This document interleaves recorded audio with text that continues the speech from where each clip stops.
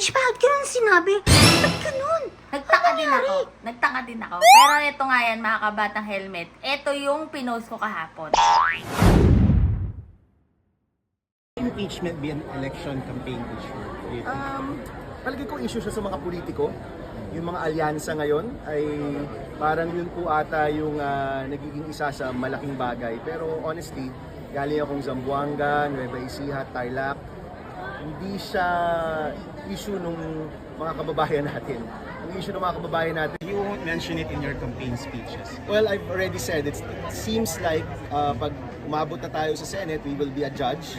At siguro yung nararapat na gawin ay maging fair, tingnan yung ebidensya, huwag kumiling sa kahit anumang partido. At siguro nga, maganda na may mga independent dun sa Senado. No? Kasi ang nangyayari, kapag may partido ka na, parang nag-prejudge ka na eh.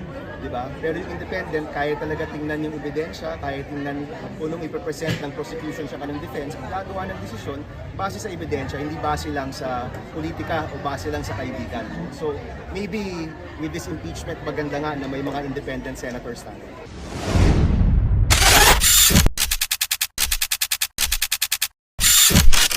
O, diba? Siyempre, hindi muna tayo kagad nag-react. Pero, kung i-base nyo dun sa sagot lang ni Senbam, mapapaisip din kayo. Yung iba sa atin, nagduda. Ang dami kong napapanood at nababasa. Video ka par, lalo na sa Comsec, lalo na sa Facebook, TikTok, na nagsasabi na, anega naman yan, ito yan, kasi ganito sinabi, dapat tuloy-tuloy, dapat payag ka.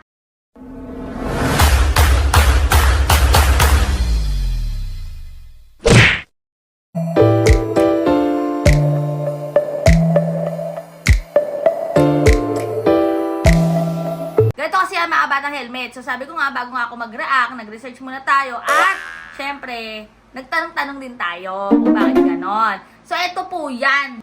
Tama naman yung sinabi ni Senbam Bichukapur.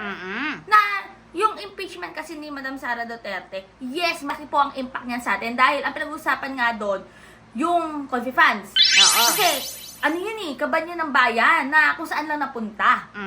Siyempre, yung iba pang mga kaso. Pero kasi, yung impeachment na yan, way back 2023 pa nga.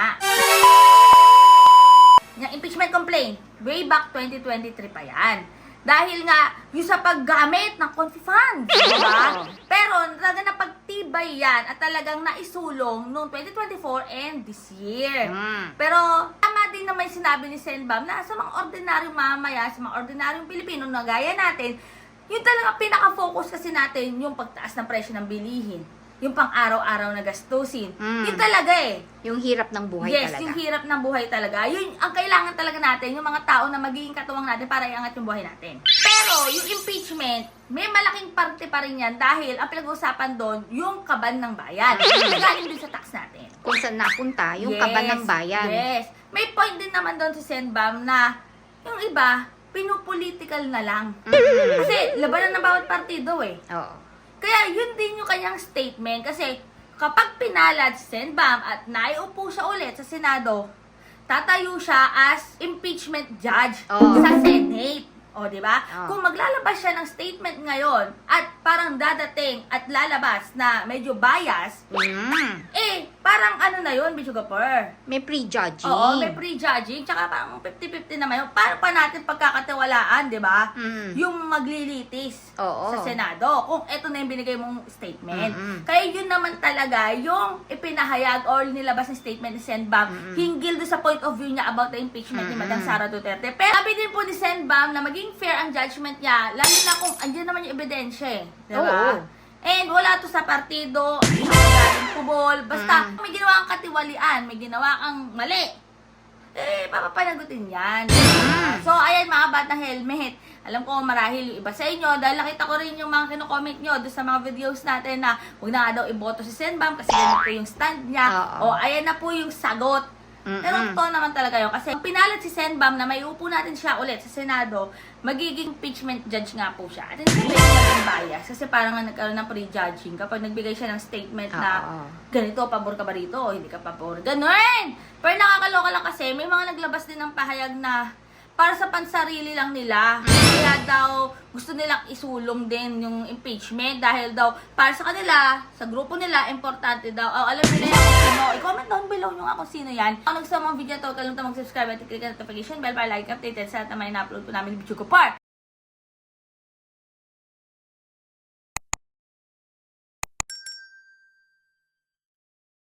Pag-isipan pong mabuti kung sino pong mga iboboto natin.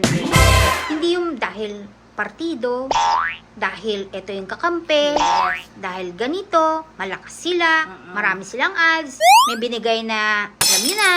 Aloka, pero ayun nga mga Batang Helmet, gaya nga nasabi ko sa inyo mula noon hanggang ngayon na pag may nakita tayong parang hindi maganda or medyo off, eh talagang eekisa na natin yan. Pero syempre, bago ako nag-react, kailangan mag-research din tayo at manghingi ng tulong, magtanong sa mga tao about dyan sa statement na yan. So ayan, na-validate na natin, na-debunk na natin. Kaya yun yung point. Pero mega love shoutout kay Sir Boogie, sa kay Sir BMM Music. Yes, yan yun. Pero syempre talaga, di ba, pag narinig mo siya, iba talaga yung dating. Kaya yung mga mananalong kandidato ngayon para sa Senado, para maging senator natin, silang magiging impeachment judge. Yes, kaya dapat mamili tayo ng karapat-dapat, ha, mga Batang yung marunong Helmet. mag-isip, ha? Hindi yung nagsasayaw, hindi yung nanginginain lang, hindi nagsusuklay ng bigote. Ay, naku, yung susuklay, di ba? Nandun pa rin siya. Ano pa, yun na nga eh. Pwede Kailangan bang ano? Huwag nang madagdagan pa yan, ha? Huwag nang madagdagan. Pero ayun nga mga Batang Helmet, kasi stay happy, stay healthy, and stay safe as always. Sabi ko nga sa boy, nag-helmet din ang buki keeps getting better every day. God bless everyone. Bye!